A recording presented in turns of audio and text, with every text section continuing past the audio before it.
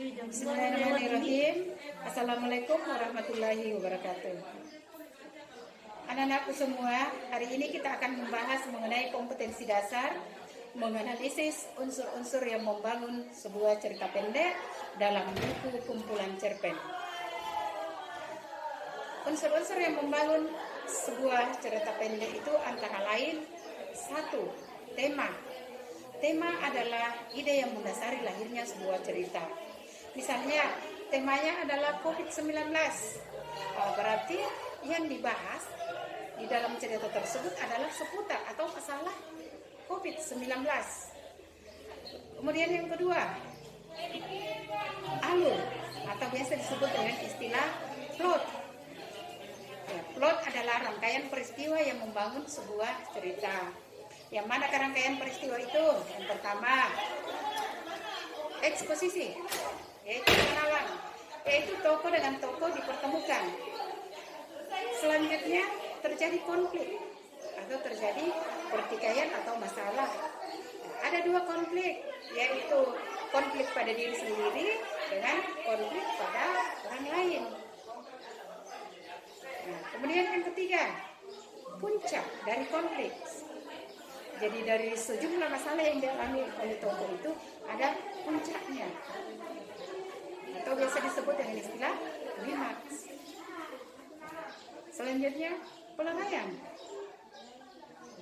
Jadi mulai ada jalan keluar atau solusi yang ditawarkan oleh pengarang tentang masalah yang dialami oleh tokoh. Kemudian yang terakhir adalah ending atau akhir cerita. Selanjutnya unsur yang ketiga, latar atau biasa disebut dengan setting. Ada 3 macam latar, yaitu latar waktu, kapan kejadiannya, latar tempat, di mana kejadiannya, ya, misalnya di sekolah, di pasar, dan sebagainya. Berikut suasana. Suasana bagaimana? Ramai, gelisah, dan sebagainya.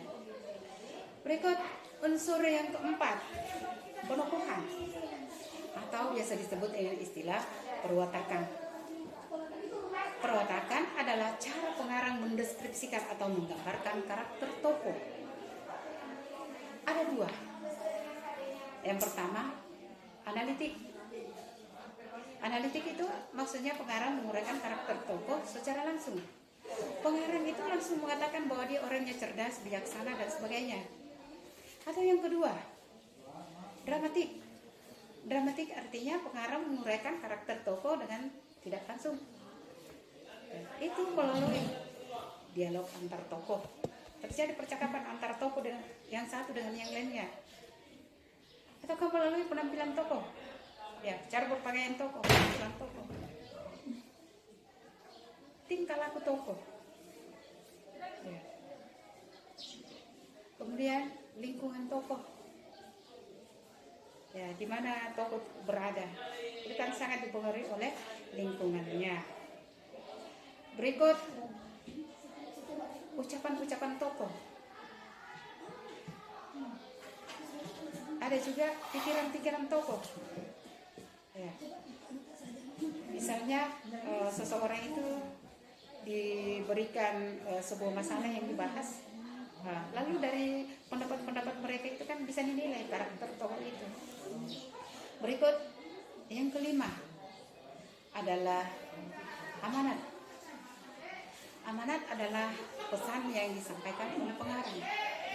Ada 2, yaitu amanat tersurat dan amanat tersirat. Amanat tersurat artinya pengarang itu langsung menuliskan pesan yang ingin disampaikan. Biasanya kalau kita nonton, lalu muncul di layar, jadilah anak yang rajin. Nah, itu kan pengarang langsung menuliskan, berarti itu amanat tersurat.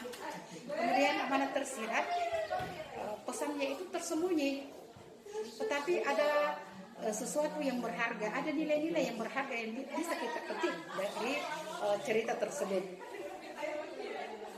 Kemudian yang terakhir adalah gaya bahasa.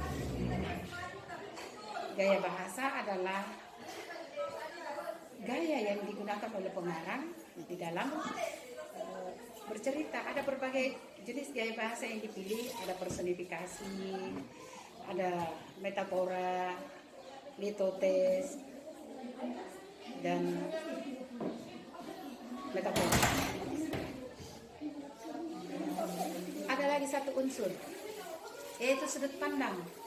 Sudut pandang adalah kedudukan atau posisi pengarang di dalam bercerita. Pada sudut pandang orang pertama, akuar, berarti pengarang terlibat di dalamnya. Kemudian ada sudut pandang orang ketiga atau diaan. Yang dicerita adalah kisahnya orang lain. Ya, saya kira itu demikian anak-anakku mengenai materi menganalisis unsur-unsur intrinsik cerpen. Saya akhiri dengan ucapan Assalamualaikum warahmatullahi wabarakatuh.